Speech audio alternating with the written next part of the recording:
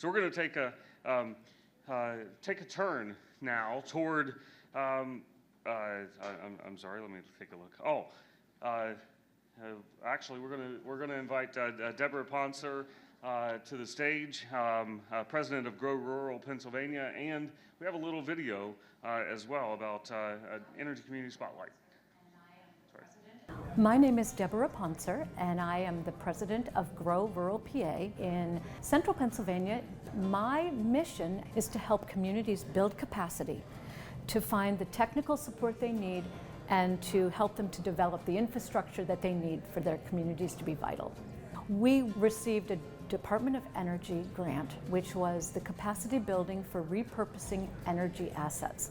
We received a grant to do solar energy to create green hydrogen that is also going to help to, A, clean the environment, because to do green hydrogen you have to have clean water.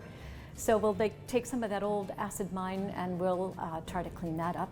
So we're looking to build a workforce that creates more jobs in advanced manufacturing, powered by the green hydrogen and solar energy. What does it mean for those people? You know, that's a really good question, because sometimes people don't even know what it means for them. There is a great divide, and the divide exists mostly because people feel left behind. In this case, they may not understand the green energy part of it initially, but what they do understand is the advanced manufacturing jobs that we have that will be saved because their energy costs and the fact that they are not using clean energy right now, and in a transitioning economy to clean energy, we have to move them along. They feel disenfranchised, and if they see government coming in and just building something else, I don't think that they're going to be super receptive to that. But if they see it in their own ecosystem of their communities, they will see it. And I think that's where we start to build and somehow mend the divide.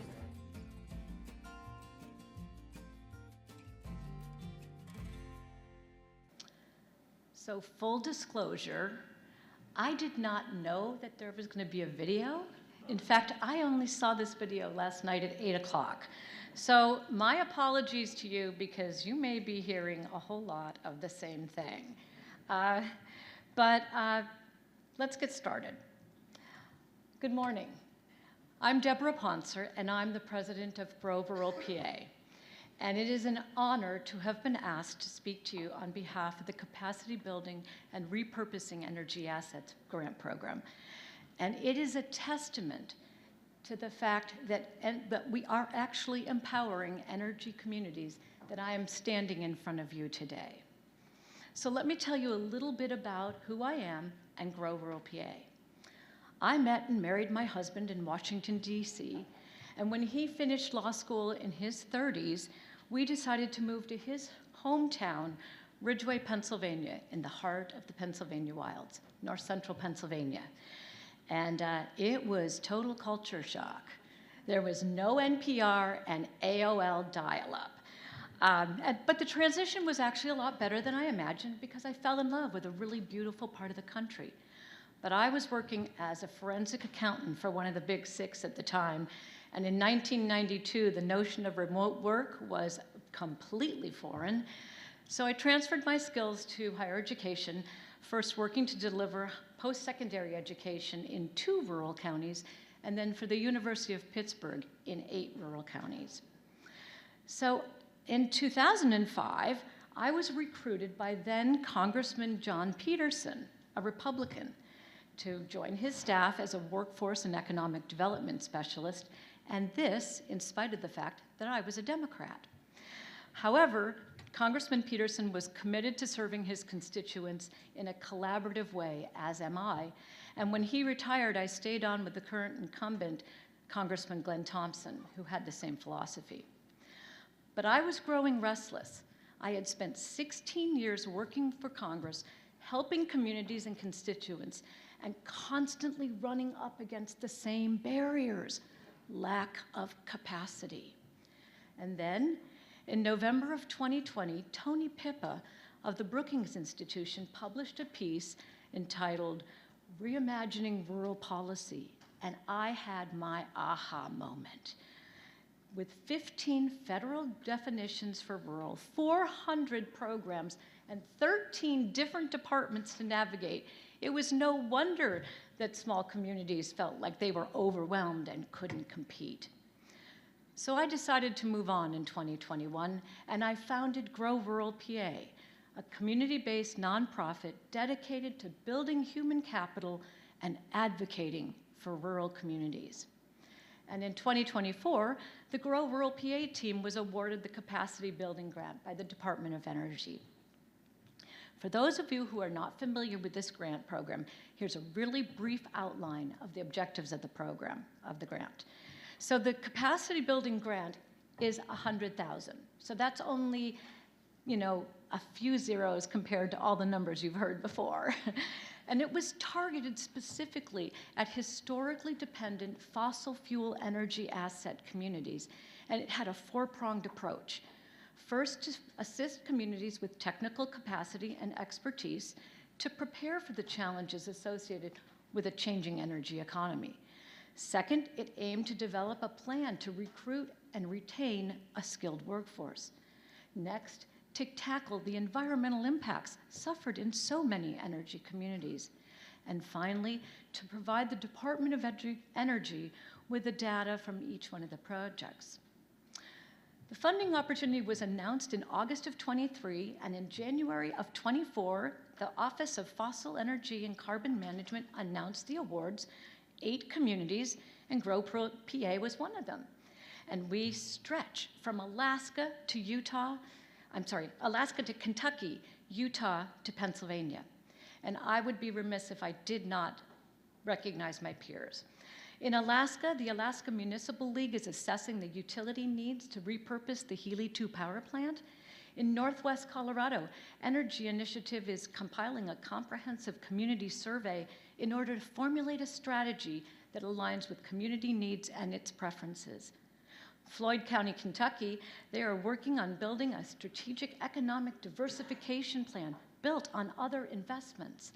In Beulah, North Dakota, their economic developers are pursuing technology to extract rare earths, critical minerals, and to build a tech innovation center. The Beaver County Economic Development Corporation is working to convert a former power plant and 650 acres into the Shippingport Industrial Park. Out in Utah, Carbon and Emory counties are challenged with the closure of 2 coal-fired power plants and the loss of thousands of jobs. And finally, over in West Virginia, the Center for Applied Research and Technology is assessing the decommissioned Glen Lynn power plant for reuse and repurposing. So why does this grant matter? Grants such as the Department of Energy's Capacity Building Grant are the tools for thoughtful, engaged, and intentional economic development. The grant signals a paradigm shift. Instead of outside investors and top-down government, the Department of Energy asked us for our opinion. They asked us to reimagine our energy assets, and they tasked us with identifying a challenge or an opportunity. And then the Department of Energy provided the financial resources for us to build a roadmap. And now our story at Grow Rural PA and why this grant matters to us. In a nutshell, we would like to build solar fields on reclaimed mine lands to produce green hydrogen, extract critical minerals, and supply local companies with compressed hydrogen. We signed our business-to-business agreement in February, and the deliverable is due in just 2 months. It has been a really busy 4 months, and believe me, this was a capacity building grant, ergo we lacked the capacity. So we very quickly had to pull our teams together, and we are all racing towards that finish line. But, we activated those teams immediately. So why did we choose reclaimed mine lands as an asset to repurpose?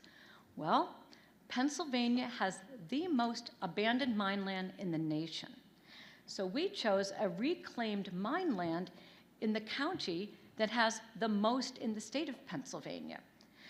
By choosing reclaimed mine lands as our focus, our concept can be replicated on any of the thousands of acres of reclaimed mine lands in the Pennsylvania inventory. Why do we think that it's a viable repurposing of this asset? Because we know solar fields are a good use of reclaimed mine lands. We know that if capturing that solar energy, especially if paired with agrivoltaics, it returns more on just the land sitting idle. And then we have financial models that prove it, and we are refining those to even make a stronger case for our concept. So if we agree that solar is financially worthwhile, the question really becomes, is it providing any benefit to the local community? And if the answer to that question is only maybe, then we need to figure out how to increase the return on investment for solar. So the Grow Rural PA team is proposing using solar energy to produce compressed hydrogen, and we have over 50 powdered metal plants and 7 carbon graphite producers right in a 70-mile radius of Clearfield County. They are actually consumers of the hydrogen. They are the lifeblood of our economy. And if we do this, now that would be a real win, not just for the community, but for the advanced manufacturers and every one of the workers who lives in central Pennsylvania. But even better, hydrogen cannot be produced without clean water. So we can simultaneously clean the water contaminated by acid mine drainage, extract the critical minerals, and provide raw material and feedstock to our local manufacturers, thereby creating domestic supply and reducing the dependence on foreign sources. This grant matters because it afforded the Grow Rural PA team with the opportunity to bring professionals together to prove that this was, in fact, a viable and valid use of abandoned and reclaimed mine lands. And the beauty is that we could once again be producing Pennsylvania energy to power Pennsylvania's advanced manufacturers. But just as important as why this grant matters is how it was administered. And that's what sets this grant program apart. Its administrator apart from all the other grant programs. By using a contractor, DOE was able to streamline the application and funding process. Resources were made available upfront, giving us the capacity to engage professionals immediately. From the start, Dr. Bhima Sastry and the staff at EnergyWorks have had a hands-on approach to managing the grant, and frankly, the 8 of us in the grant program. And sure, we've had some bumps along the way. At the very beginning, there were some real technical capacity issues that we all faced, but that was just a reminder of why the grant was so aptly named. In the 4 months since receiving the grant, we've had 7 teams meetings. The peer discussions led by Bhima provide a platform for us to engage with one another, to report on findings, and to share resources. Not surprisingly, we share common challenges, such as no dedicated community and economic development staff, a lack of access to affordable technical education, and all 8 of us are challenged with the daunting task of raising much-needed match money and capital.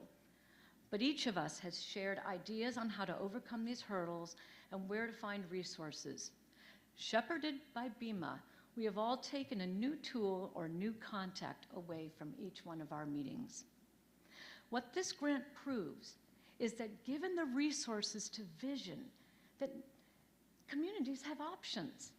We recognize that not every community is going to be or continue to be an energy producer. But we have learned that thriving communities must diversify their economies in order to be sustainable. So now that we've fleshed out this concept, what do we believe? And we believe it can happen. We've got to look to the future. That opportunity to vision, contemplate, and engage, it's led to another question. What next?